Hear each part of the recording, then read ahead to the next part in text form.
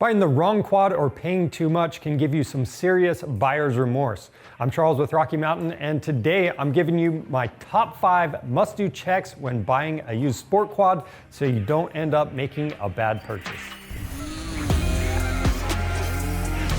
Must-do check number 1 is a cold start. So you always want to ask the seller to let the ATV sit overnight so you can see how it starts when it's cold. Now, there's a few reasons you want to do this, but it is a great indicator of the engine's overall health, and it can reveal some issues that might be masked by a warm engine. So to do this check, you want to touch the side of the engine with the back of your hand, make sure it hasn't been started recently. Then just go through the normal starting process. If it starts easily, that's a great sign. But if it is hard to start and you have to fiddle with the choke, push it in, push it out, and you're just having issues with getting it going, that's going to indicate that you either have low compression, which could mean worn rings or valves.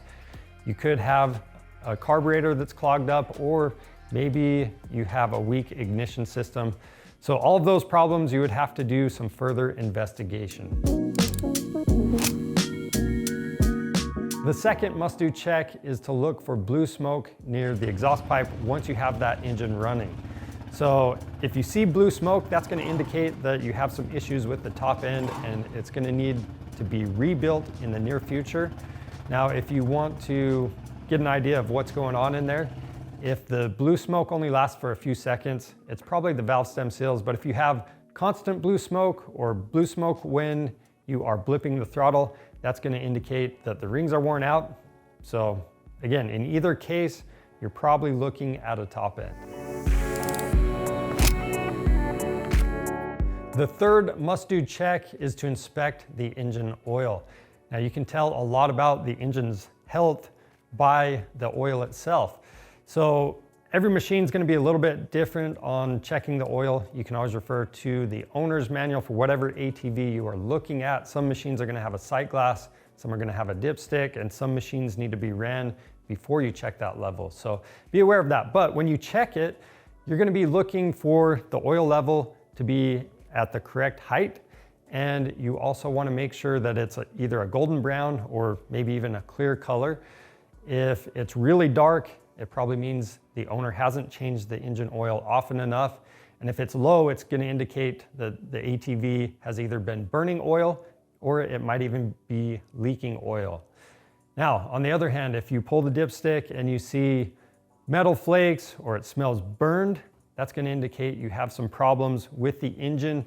And then last, if you pull the dipstick and it looks really milky, that's going to indicate that some coolant is getting in there. So those are the things you want to be aware of when checking the engine oil.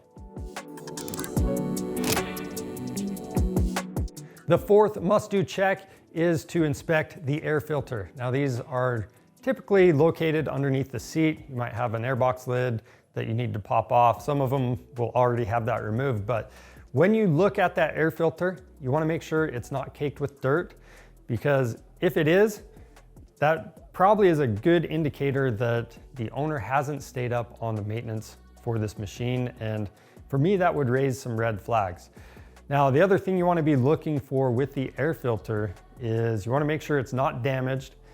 And even if it's not damaged and the air filter has been serviced recently, I still like to pull it off and look down the intake.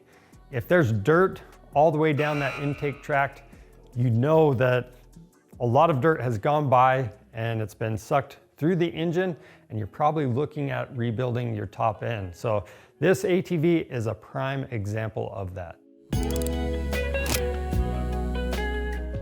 The fifth must-do check is to look for leaks. So after you've run the machine, sometimes some new leaks can appear if this machine was washed before you took a look at it.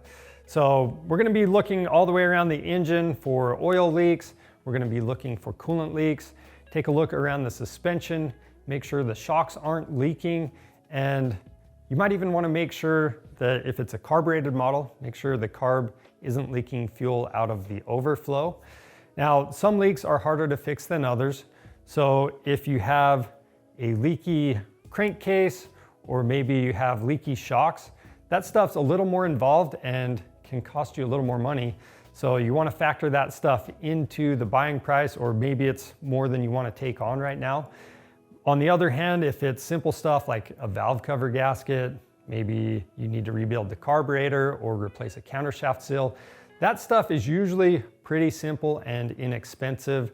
But again, all of this stuff you want to factor into your buying price. So those are my top 5 must-do checks so you don't get burned or have buyer's remorse when you go look at a used sport quad. Now, when you do pick it up, we've got everything you need on our website. We've got gear, parts, accessories, so go check that stuff out. And hey, I'm gonna give you a bonus tip. This should be common sense, but when you're looking at the quad, just look for general signs of abuse and neglect. If everything looks beat up, you probably wanna walk away from that thing. Don't fall in love with a machine before you ever go see it. So that being said, subscribe to our channel, give us a thumbs up, and let us know what we missed down in the comments. I will say we do have a more in-depth top 5 video that's gonna cover the machine bumper to bumper. So if that's what you're looking for, go check it out. I'm Charles with Rocky Mountain ATV MC. Thanks for watching.